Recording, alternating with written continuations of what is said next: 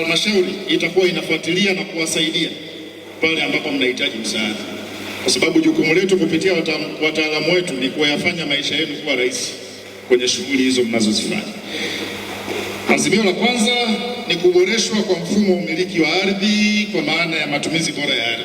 Sasa hili litahitaji msaada wa karibu wa idara yetu ya ardhi kuhakikisha wanawapa elimu na kusimamia vijiji vyetu na kata zetu katika kutekeleza azimio hilo. Lakini azimio la pili, tukubaliane kwamba sasa twende tukafuge kulingana na maeneo yetu ya malisho, kwa sababu hiyo pia ni sehemu ya suluhu ya migogoro ambayo inatuzunguka. Hatukuzuii kufuga, fuga hata idadi ya mifugo 200-300, lakini zingatia maeneo ya malisho ulionayo ili kuepuka changamoto ya mifugo kuingia kwenye maeneo ya watu wengine.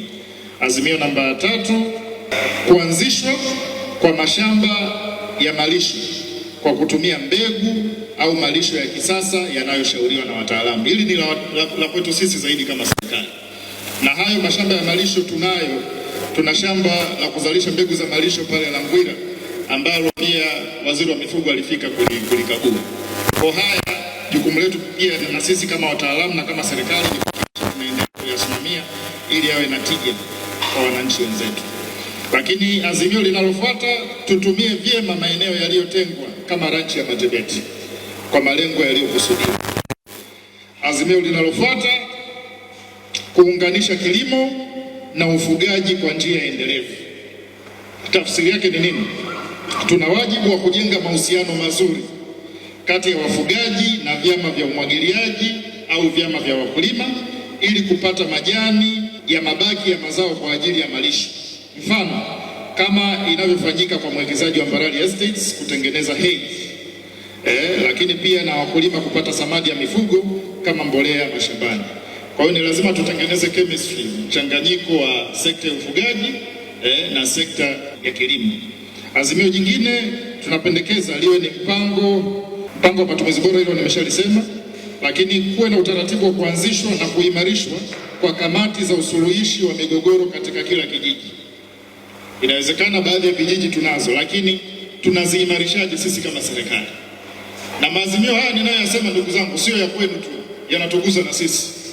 Tungeweza kukaa kwenye kikao cha siri tukazungumza, lakini kwa kuwa tumeamua tunaondoa usiri, tunayazungumza hapa ili kikao kijacho na nyinyi muwe na uwezo wa kutuhoji kwamba na nyinyi mmefanya nini. Kwa hiyo kuanzishwa na kuimarishwa kwa kamati za usuluhishi wa migogoro katika kila kijiji, na kamati hizo zitakapoanzishwa zihusishe wakulima, zihusishe wafugaji, zihusishe wajumbe wa serikali ya kijiji na wazee wa kimila. Hizi kamati zitatusaidia katika usuluhishi wa migogoro tunayokumbana nayo.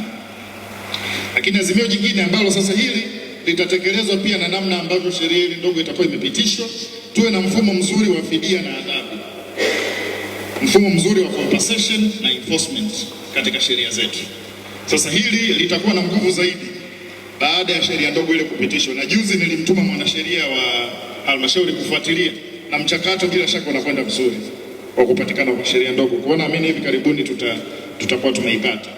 Azimio jingine, elimu na uhamasishaji wa jamii. Kama tulivyosema na kujadiliana hapo awali, watu wengi wanakosa uelewa wa sheria za ardhi, watu wengi wanakosa elimu juu ya mipaka ya matumizi katika ardhi zinazotuzunguka ambazo kwa namna moja ama nyingine zinasababisha migogoro.